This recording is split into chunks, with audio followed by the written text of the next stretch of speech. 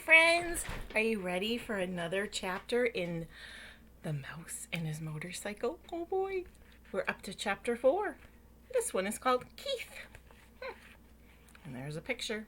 Maybe that's Keith. Ralph did not know how much time had passed before he was awakened by the lamp on the bedside table shining down on him. He squeezed himself into the tiniest possible ball, wrapped his tail around his body, and tried to make himself as thin as an apple core. "My motorcycle!" shouted the boy. The very first thing. "Somebody stole my motorcycle!" Somebody did steal his motorcycle. "Oh no," thought Ralph. "It won't be long now."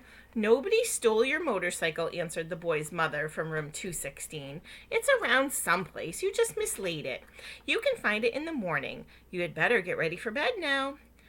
"No, I didn't mislay it," insisted the boy. "I put it right here on the table beside my sports car." "You'll find it someplace," said his mother, not much interested. Boys were always losing things. Ralph cowered behind the apple core, Keith opened the drawer on the bedside table and slammed it shut. He jerked back the bedspread, yanked the pillows off the bed, threw them back. Then he got down on his hands and knees and he looked under the bed and under the table. Ralph wrapped his tail more tightly around his body. "Oh, here it comes," he thought. The boy's face appeared in the opening at the top of the wastebasket. Ralph's heart raced like a motor. "Ha!" said the boy to himself. "Here it is. I wonder how it got there." His hand came down into the wastebasket to seize the motorcycle and lift it out. Still leaning over the wastebasket, he examined the bent handlebar and the chipped paint. "That's funny," he remarked out loud. "It must have rolled off, but I don't see how it could." The boy did the natural thing for a boy to do. He looked into the wastebasket again. Ralph closed his eyes tight and waited. He wished he had not eaten so much of that apple core. If he had not been so greedy, the core would have been thicker and he would have been thinner. "Hey!" whispered the boy, obviously much surprised. "How did you get here?" He was careful to keep his voice lower than the sound of the breezes in the pines outside the window. Ralph did not move. He was grateful to the boy for not touching the apple core, even though it was really no protection at all.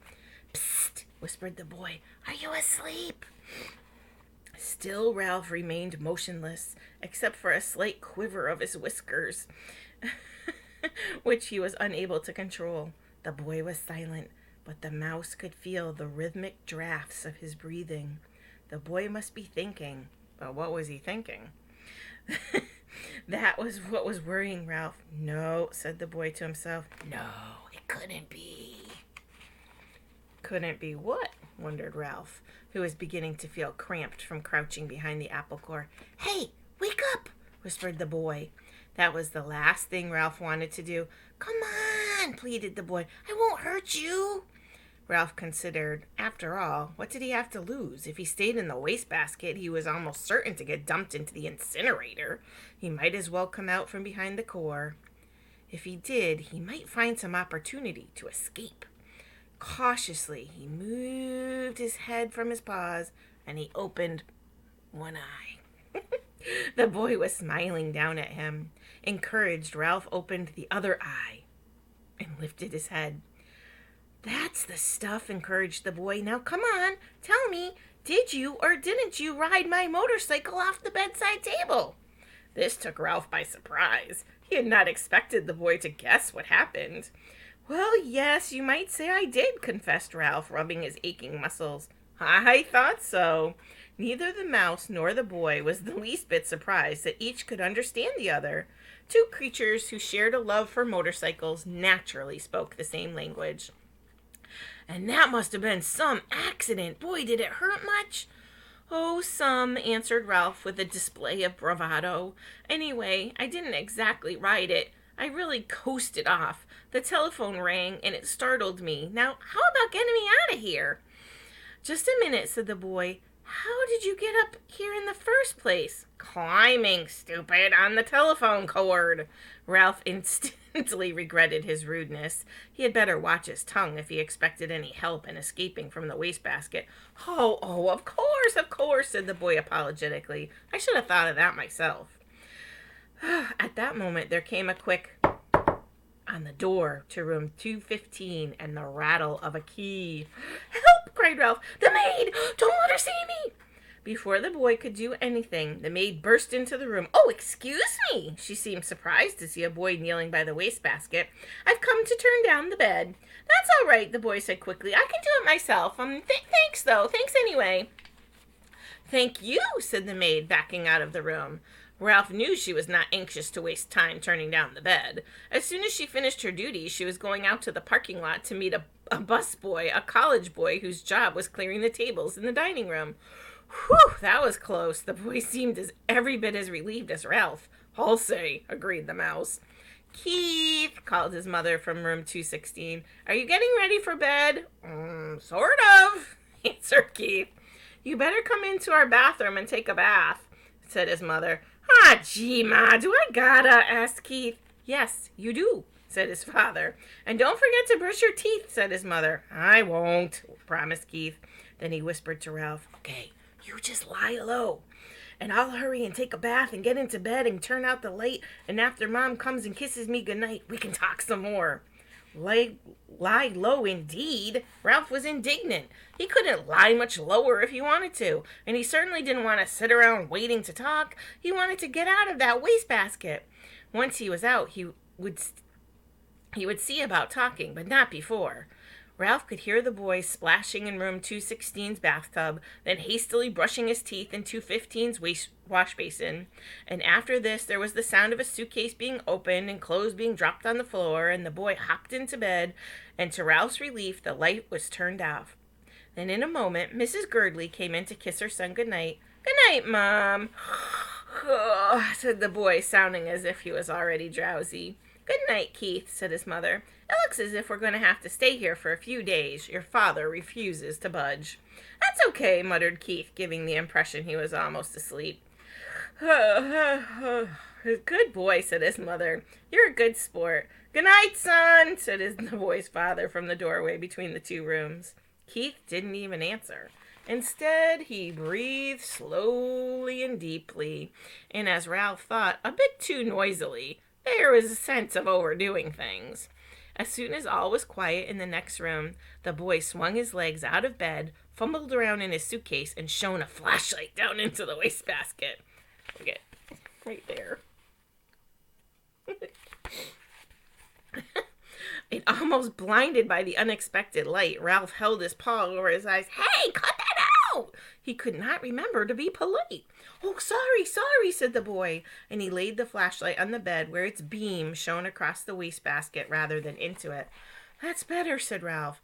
"Now how about getting me out of here?" As an afterthought, he even added, "Please." The boy ignored the mouse's request. "How would you like to ride my motorcycle?" he asked. Oh, Ralph's heart skipped a beat, like a motorcycle missing one cylinder. The mouse-sized motorcycle would run all by... Sorry, friends. The mouse-sized motorcycle really would run after all. And there was one thing certain. Since the motorcycle would really run, the boy could not expect him to ride around the bottom of the wastebasket. Sure, said Ralph, trying to sound calm. The important thing was to get out of this prison. He braced himself, dreading the touch of the boy's hand on his fur. To Ralph's surprise, the boy did not reach in and grab him. Instead, he slowly and gently tipped the wastebasket on its side, permitting Ralph to walk to freedom with pride and dignity. "Hey, thanks," said Ralph, genuinely grateful for this consideration. "I believe you're okay." "Sure I'm okay," said the boy, setting his motorcycle down beside Ralph. "Did you think I wasn't?" "You never can tell." Ralph put his paw on the handlebar of the motorcycle. "Oh, it's really a beauty, even with a bent handlebar. I'm really sorry about that." "Ah, forget it," said the boy reassuringly. "It won't hurt much. The motorcycle will still run." Ralph threw his leg over the motorcycle and he settled himself comfortably in the seat. "Perfect, just perfect." The boy was obviously delighted that his motorcycle was just right for a mouse. Ralph could not have agreed more heartily. It was perfect, except for one thing. He didn't know how to start it. "Well, go on," said the boy. "Ride it." Ralph was ashamed to confess his ignorance. I don't know how to start it, he admitted. It's the first motorcycle I've ever had a chance to ride. Oh, you have to make a noise, the boy explained matter-of-factly. These cars don't go unless you make a noise. The answer was so obvious, Ralph was disgusted with himself for not knowing without asking. He grasped the handlebars, fearful lest his noise be too squeaky, and he managed to... Sure enough, the motorcycle moved. It really and truly moved across the threadbare carpet. Ralph was so excited that he promptly forgot to make the noise. The motorcycle stopped. Ralph started it again. This time he remembered to keep making the noise. He sped off into a square of moonlight on the carpet, and he found a good threadbare spot without any bumps. Look out for your tail, said the boy. Don't let it get caught in the spokes. Oh, geez, thanks for reminding me, said Ralph, causing the motorcycle to stop. He started it again and steered with one paw while he reached back with the other. He caught up his tail and held the tip safely against the handlebar. Oh, it was a glorious sensation, speeding around and around on the carpet, freely and noisily, and most of all, fast. Ralph discovered that if he made the noise fast, the motorcycle speeded up, and as he slowed down the sound, the motorcycle slowed down. He promptly speeded up and raced around in the rectangle of moonlight, where he made another discovery. When he ran out of breath, the momentum of the motorcycle carried him on until he could take another breath. Oh my gosh, look how fast he's going. Oh my goodness. Gee, you're lucky, whispered the boy. In order to answer, Ralph had to stop. I am? He never occurred to him that a mouse could be luckier than a boy. You sure are, the boy spoke with feeling. My mother would never let me ride a motorcycle. She would say I might break a leg or something silly like that. Well, if you want to come right down to it, said Ralph, I don't suppose my mother would be exactly crazy about the idea. He began to have an uneasy feeling that he really should be getting back to the mouse hole. Anyway, the boy said gloomily, it'll be years and years before I'm old enough to ride a motorcycle. And then when I am old enough, my mother won't let me. Ralph really felt sorry for the boy, hampered as he was by his youth and his mother.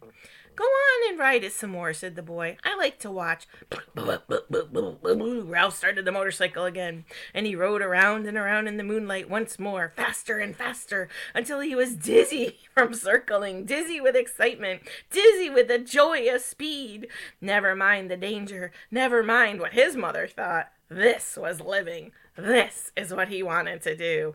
On and on and on. Lucky, whispered the boy with envy in his voice. Ralph did not answer. He did not want to stop. But that is where we're going to stop for today. Bye, friends. I hope you enjoyed.